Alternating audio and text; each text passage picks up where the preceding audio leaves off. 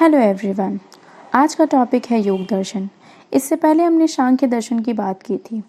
सांख्य दर्शन जैसा कि बताया गया है कि अगर सांख्य दर्शन जो है थ्योरी है तो योग दर्शन उसका प्रैक्टिकल है। ऐसा क्यों है इसके बारे में भी इस लेक्चर में जानेंगे। तो सबसे पहले बात कर लेते हैं निरुक्ति, फिर परिभाषा, फिर हम पाद पढ़ेंगे। योग के 4 पाद हैं, फिर अष्टांग योग और फिर हम लोग अष्ट सिद्धि के बारे में बात करेंगे। बात करें उपयोगिता की तो मैंने बताया था आपको कि मैं एक सीरीज़ प्रिपेयर कर रही हूँ जिसमें मैं क्लिनिकल पॉइंट्स या क्लिनिकल यूज़ क्या है इन सभी दर्शनों का आयुर्वेद में, उसका मैं एक अलग सीरीज़ में ही लेक्चर क्रिएट करूँगी। तो जान लेते हैं कि योग दर्शन क्या है। तो बात करें निरुक्ति की, योग शब्द की व्युत्पत्ति युज धातु से हुई है। युज के 2 प्रकार हैं, युजर योगे और युज समाधौ। युजर योगी में संयोग, जोड़ना, मिलन, एकीकरण, अलौकिक तत्व से जोड़ने वाला स्थान, और युज समाधौ में समाधि या ध्यान अर्थात चित्त को एकाग्र करना। चित्त यहाँ पे मन को बोला गया है, ठीक है। बुद्धि का निश्चय होकर समाधिस्थ होना योग प्राप्ति है। पतंजलि ने भी चित्त वृत्ति निरोध को योग कहा है। अब परिभाषा की बात करें तो दर्शन किसे कहते हैं, इसमें बताया गया है कि योग का शाब्दिक अर्थ होता है मिलन, अर्थात जब आत्मा का परमात्मा के साथ मिलन होता है तो उसे हम मिलन कहते हैं, यानी कि योग कहेंगे। पतंजलि ने शरीर, इंद्रिय तथा मन पर नियंत्रण स्थापित करके पूर्णता प्राप्त करने के लिए किए गए जो आध्यात्मिक प्रयास होते हैं उनको योग बताया है। इस दर्शन में सांख्य द्वारा प्रतिपादित 25 तत्वों के साथ साथ ईश्वर के अस्तित्व को भी स्वीकार किया है। तो पॉइंट टू बी नोटेड कि जो योग दर्शन है वो ईश्वर को मानता है, ठीक है। तो सांख्य के विवेक ज्ञान को भी यह मानता है। इसी कारण कभी कभी योग को ईश्वर सांख्य की संज्ञा दी जाती है।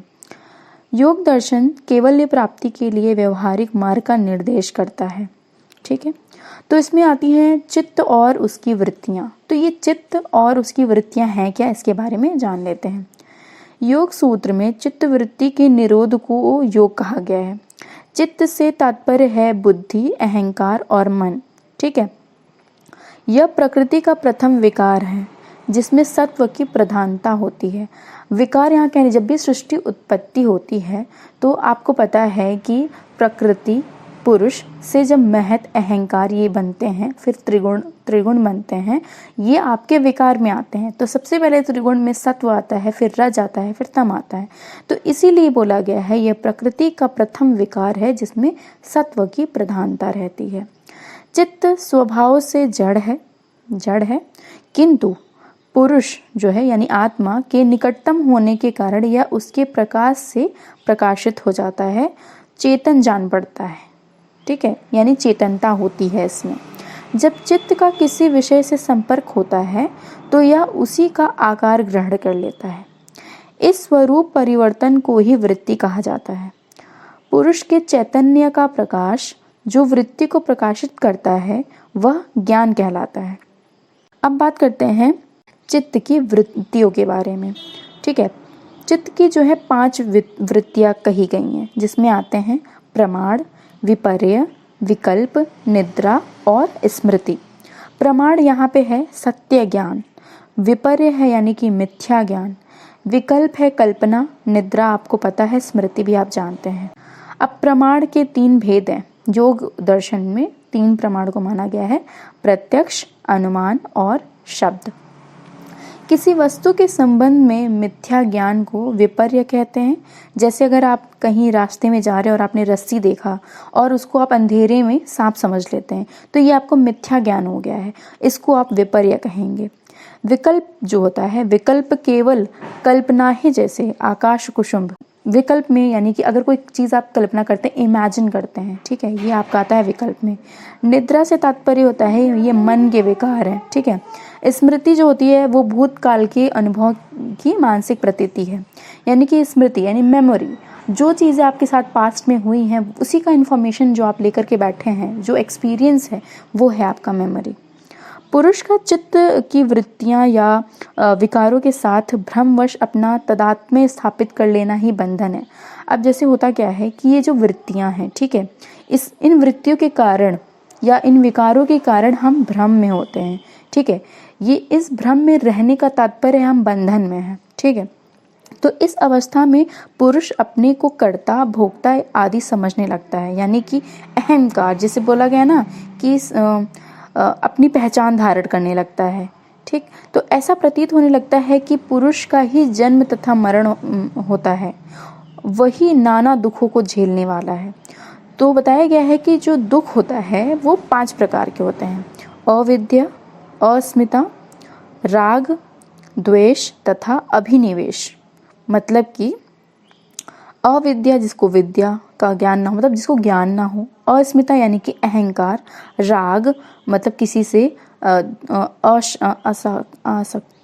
आसक्ति, ठीक है, राग रखना, मोह रखना, ठीक है। द्वेष यानी कि ईर्ष्या, और अभिनिवेश का मतलब होता है मृत्यु का भय, ठीक है। तो विवेक ज्ञान के उदय होने पर पुरुष तथा प्रकृति के बीच विभेद स्थापित हो जाता है तथा अंत में चित्त की वृत्तियों का निरोध होता है, ठीक है। योग का उद्देश्य इसी अवस्था को प्राप्त करना है, यानी कि इसमें अल्टीमेट गोल क्या है? मोक्ष प्राप्त करना, यानी दुखों से मुक्त होना, ठीक है। जो ये बताया गया है कि चित्त की वृत्तियों का निरोध होता है, यानी कि जो वृत्तियां हैं हमारी, ठीक है, जैसे जो कमी रह गई हैं, हमारे अंदर कमी आ गई है या बंधन में हम आ गए हैं, ठीक है, नाना प्रकार के दुखों के बीच में जो फंस गए हैं, उन्हीं वृत्तियों से दूर हटना, ठीक है, इनसे ऊपर उठना आपका आता है चित्त की वृत्तियों का निरोध होना, ठीक है। अब चित्त जो यानी कि मन की 5 अवस्थाएं मानी गई हैं, जिसमें बोला गया है क्षिप्त, मूढ़, विक्षिप्त, एकाग्र और निरुद्ध। तो क्षिप्त, मूढ़, विक्षिप्त, एकाग्र तथा निरुद्ध यहाँ पे कहने का तात्पर्य क्या है? बताया गया है कि जिस अवस्था में चित्त पर रजोगुण का प्रभाव रहता है, रज जो है वो चंचलता का प्रतीक है, तो उसमें स्थिरता नहीं होती है, वो एक विषय से दूसरे विषय पर दौड़ता है, यानी कि उसे स्टेबिलिटी नहीं होती है। मूढ़ में तम का प्रभाव होता है, मूढ़ होता है मूर्ख जो अज्ञानी होते हैं, उनमें तम का प्रभाव होने के कारण निद्रा, आलस्य, अंधकार आदि का उदय होता है।